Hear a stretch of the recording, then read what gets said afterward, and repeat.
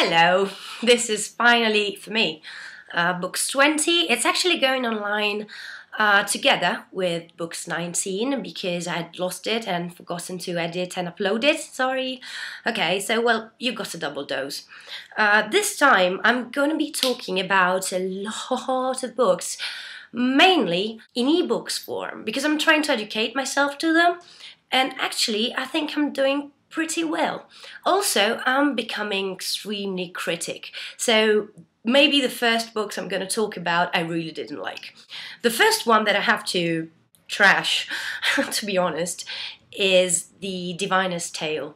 Came out in 2011. It's the story of this Cassandra who's obviously gifted with the power of foreseeing tragedy, mainly. Obviously, she's not easily believed by others, and the main problem I've had with this book is that even though at times the plot is trying so hard to be exciting, and there is some, not too much, suspense, the characters are way too quaint and easy to understand. There are endless and at times pointless descriptive passages, and Cassandra feels sorry for herself half of the time, and the other half she spends being confused over men the whole time. She's not enlightened, she's not empowered, she's completely uninspiring, and this is what I hated the most about this book. Next is another book that I really didn't like, and I was sorry because it's a suggestion. It's The Happiness Project, extremely popular, came out in 2009. Supposedly it's a manual on how to be happy.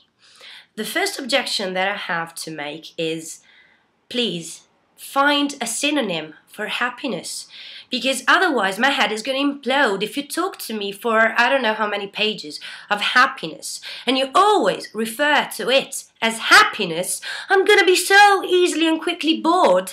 You're going to lose me extremely fast. Second, this is a very popular concept, and Gretchen, is a famous writer. Very soon in the reading process, I start suspecting this is your fast track to getting rich. It's a series of practical suggestions on how to be happy. Oh, well, to achieve happiness. God forbid that we find another term for it. And to be honest, if your suggestion is having a tidy closet, going to the theatre and reading Aristotle because at times you might feel cleverer than your average human being, to be honest, this seems diminishing of Aristotle, the theatre, the closet, happiness and life altogether. Another disappointment was The 40 Rules of Love. I'm going to be gripping the iPad for this. I haven't mentioned it yet, but I use the Kindle application for iPad. I find it relaxing and efficient.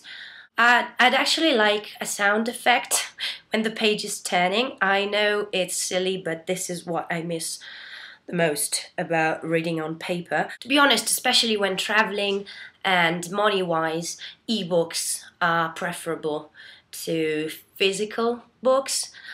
But I still can't let go of paper, obviously. Anyway, The 40 Rules of Love. Here's the cover. It's a magical mystical tour in the past. And even by just saying this, maybe you know why I was so disappointed, because this is one of those themes that actually resonates with my kind of imagination. Past and present Turkey mix to create this spiritual journey of enlightenment and love. It's the story of a unique friendship and the precious poetry that springs from it. There are wise little stories along the book. Their main goal is to take you closer to the divine. And this is fine, because this is the larger part of the book. The smaller is that of a woman named Ella who's proofreading a manuscript, and this manuscript obviously fascinates her to the point that she has to get in touch with the author, and so on and so on. As usual, these reviews are what these books have been for me, so it's a very personal opinion. So I have to say that to me, again, the characters are not well designed. They come through at times as annoying, condescending and patronizing. On top of it all, The language is aberrant. It's the most cliched English I've ever come across. It's religious and spiritual, no doubt about this, but to me the language was so obnoxious that I was too annoyed to let it enlighten me. This one I have in physical form is Smut by Alan Bennett, came out this year in 2011. It's two rather short stories where, with the usual irony and wittiness, he explores the oddities of life and strangeness of language, plus the bizarre ways in which people can use sex. If anything, the characters are quaint rather than smutty. Which I think is a good thing when it comes to Christmas presents, because I don't think many would actually result offended by this book. Probably to make up for past videos where I didn't mention Neil Gaiman. I have 3 of Neil Gaiman's today. The first one came out in 1996. It's Neverwhere. I was asked on Formspring, what do I think of this? Here's the cover. Yay! I love the new editions. Neverwhere is actually the novelization of the television series, and plot and character-wise, not much has changed. To be honest, the novel form has probably allowed Neil Gaiman to elaborate certain elements of the story, which of course to me is a good thing. It's a brilliant story of London below that you can reach through cracks and hidden passageways. The characters are alive and moving at a good pace, but it's probably, to me, I mean, it always felt like a skipping pace. Sometimes you have these quick accelerations, and at times you feel like you're stuck in a swamp. Being Neil Gaiman, the swamp is pleasurable too. But to be honest, at times you probably wish he had elaborated some aspects even more. I can't stress this enough. I adore Neil Gaiman and his writing and his imaginative power. And as I think the latter is his strongest point, this is sheer imaginative power at its best. I don't think it's his best. The next one I need to talk about. This came out in 2007 and it's Interworld. Here's the cover.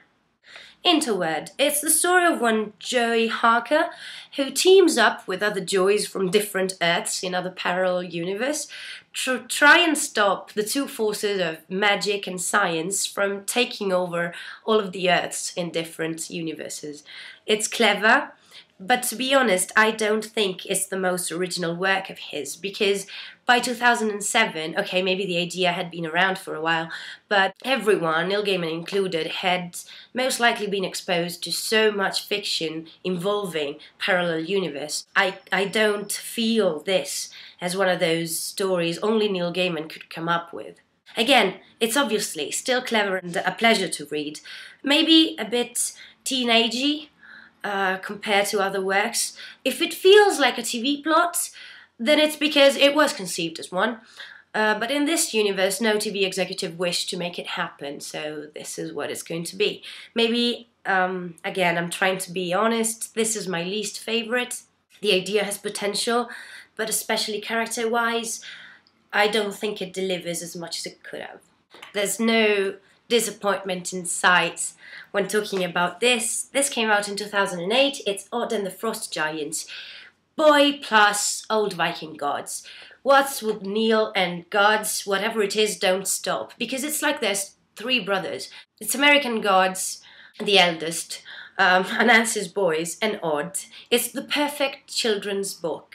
There's adventure, there's mythology, there's magic, talking animals, sense of humour, and a very sympathetic protagonist. The language with Neil Gaiman at times is so lovely, you feel like you've been charmed into the story, and that maybe his prose is distracting you from a plot that is not that special. I mean, this is what Interworld felt like to me. You don't need to be afraid of this element with Odd, because the plot is engaging, it has a smart pace, without being rushed. It's so utterly charming. I think if you buy this book for someone else, it's a genuine gift, whether it's Christmas or not. Lovely, although the Kindle edition doesn't have the smart cover the physical form has, it's The Book of Lost Things by John Connolly, came out in 2006. World War II, David has to adjust to the death of his mother and his father's remarriage. By the textbook, hole in the garden wall leading to a magical fairy tale-y world. Fairy tale-ish. Because there's werewolves, trolls, and evil crooked men. Well, actually one man. It's a fantastic mix of fairy tale and horror. It's one of those tales that actually is supposed to frighten you a bit. Just like the Grimm's movie, fairy tales come together in one fast-evolving adventure. If you have someone young you want to buy this book for, keep in mind this is probably going to give him nightmares. But as usual, when it comes to fairy tales, I think this is what fairy tales should do. Not shielding you from fear, but teaching you fear and how to deal with it. Beautiful book. Again, this was suggested to me on Formspring. The Map of Time. It came out in 2008. It's set in Victorian London, and it encloses a variety of characters spanning from Jack the Ripper to Herbert George Wells. And in the meantime, we catch up with Henry James and Bram Stoker. It's an intricate tale of time travel, real or imagined, and whenever time travel is involved, I'm happy with it. It's also about pain and loss, and it's actually two tales intertwining. The knots of the interweaving tales are sometimes symptoms of a story who's victim of its own cleverness. At least this is what I felt. It's very steampunk and extremely British, very enjoyable and engaging. Witty, and it's gonna make you break into a laugh here and there. Entertaining, maybe, if I have to point out a flaw, in need of a little editing. Other than that, it's a perfect story. Next is a book that should have been perfect, and to me it isn't, and it really pains me to say so. It's The House of Silk, came out this year. This is the first novel of Sherlock Holmes authorized by the Conan Doyle estate. It was bound to be good, it was supposed to be perfect, and probably you get kind of nervous when you have to deliver a book like this. Anthony Horowitz was actually chosen to write this book. He's the author of the Ilex Riders children's series. To be honest, he has probably achieved the most authentic Watsonian voice since the canon. The thing that is especially clear when reading this book to me is that there's so much passion and respect and tangible sensitivity towards the story and the readers alike. It's kind of moving. The problem is that you can feel it, so you know it's not Sir Arthur Conan Doyle writing it. If anything has to be pointed out as a flaw, once again, it's the clues.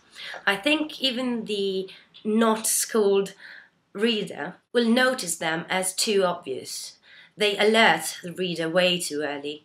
At times, the grammar is a bit elementary and there are a few spelling mistakes. I'm blaming this on the first edition, but still, it's something that bothers me so deeply I have to talk about it. I know I'm a pain. This one I really liked and I'm not sure why. Came out in 2009, it's Apocalypse for Beginners. And they're credited, both the author and the translator, because both of them did an amazing job, I think. It's the late 80s, and this is the quirky story of two teenagers. Hope, she comes from a family burdened with visions of doomsday, and Mikey, who's the fairly average boy who falls for her. It's an endearing modern-day romance. It has charm and quirk again. It puts a sly smirk on the 80s and their obsession over the threat of nuclear annihilation. The road you travel with this book is really, really long, geographically long. But when it finishes, you're not sure what's happened. Whatever it is, the prose is amazing. There are moments of sheer good writing, as it should be. I've been asked, what do I think of Joe Lansdale? I think Joe Lansdale is a joy to read, probably because of the busload of violence, profanity and sex. And in a sentence like this, you probably start suspecting I'm rather disturbed. Probably I should feel compelled to make you change your mind, but I don't. Anyway, this is Sunset and Sawdust, came out in 2004. Starts with our main lady, Sunset, shooting her abusive husband and taking his place as a cop investigating the discovery of a dead baby's body. Hell literally breaks loose in trying and solving the mystery. His writing is always deeply ironic. Strange and absurd come together in making the plot possible. He's also the author of the saga of Hap and Leonard. Again, busload of violence, as mentioned before.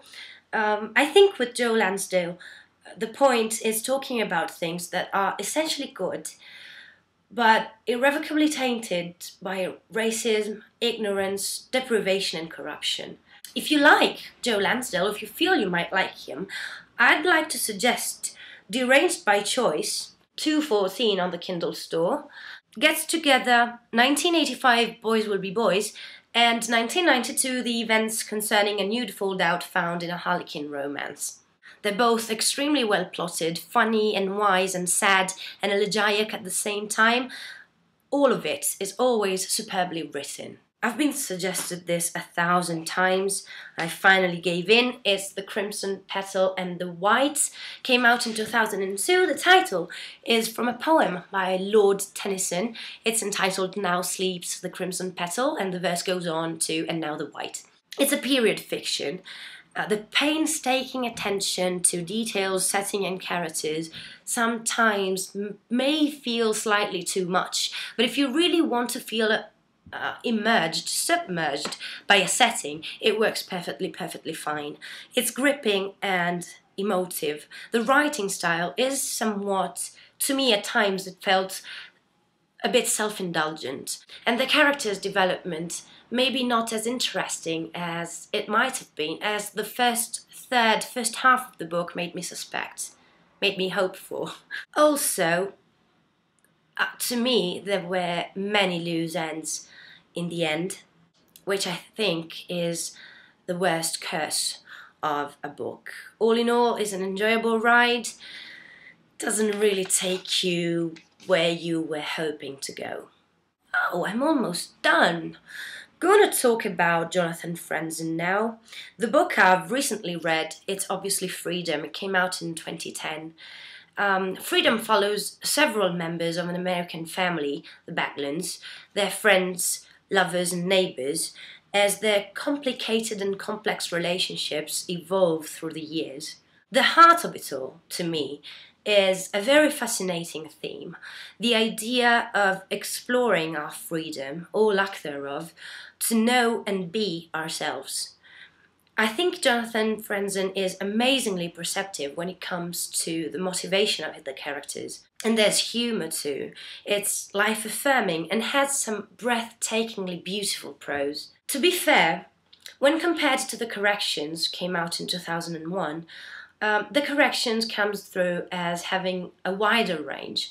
But to me, this is not necessarily a plus point. I mean, you can talk about 1,000 and talk about 1. 1,000 is not necessarily better than 1. When talking about The Corrections, the point of The Corrections, it revolves around the troubles of a Midwestern couple and their 3 adult children, spanning the last 40 years of the 20th century. It's about the decline of the tech-driven economic boom of the late 90s, and to call these characters, the characters of The Corrections, dysfunctional, would probably win me the euphemism of the year. And they are extremely unique, these characters. Considering I think this book is a hate it or love it, if you love it, no matter what, you'll find a way of relating and identifying with these characters. I think the problem, 10 years, more or less, between Corrections and Freedom. Corrections, to me, is flawed by the fact that he realized how good he is at writing. And there are points of the book where it feels like a stylistic exercise, like he's standing naked in the window, shouting to the literary world, look at me and look at how good I am, without necessarily much happening in the book. But it happens with amazing writing style. It is an intimate domestic drama, but the theme,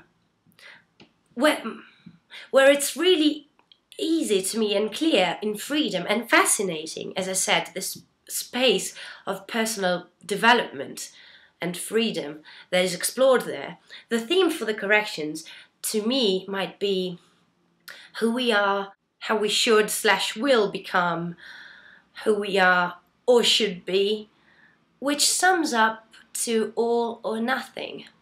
And this probably depends on your mood and the eyes with which you're going to read this book. Again, I think it's a hate it, I love it. As you probably can tell, I've been at Forbidden Planet often lately. Well, recently I found this book, which I'm not really gonna talk about comprehensively, but still, it's the mythology of supernatural. There's a small print that says this book is not authorized or endorsed by anyone associated with the Supernatural TV show. At least it's honest and delivers what the title promises, the mythology of supernatural. If I may offer a piece of advice, don't expect anything life-changing from it. It's a funny read if you're a supernatural addict like myself. Rather unexpectedly, we're already done. If for some inexplicable reasons you'd like to hear me say almost the same things in Italian, I'll put the link of the Italian version of this same video down here in the doobly-doo. And as usual, I hope I haven't bored you to death. Hope that maybe I've given you a couple of Christmas suggestions. I don't think giving a book for Christmas is boring, nor is giving a tie. Really, there's no gift that can be boring if it's bought with a thoughtful heart and with this overload of insulin and goodwill. I'll stop blabbering and till the next one. Bye!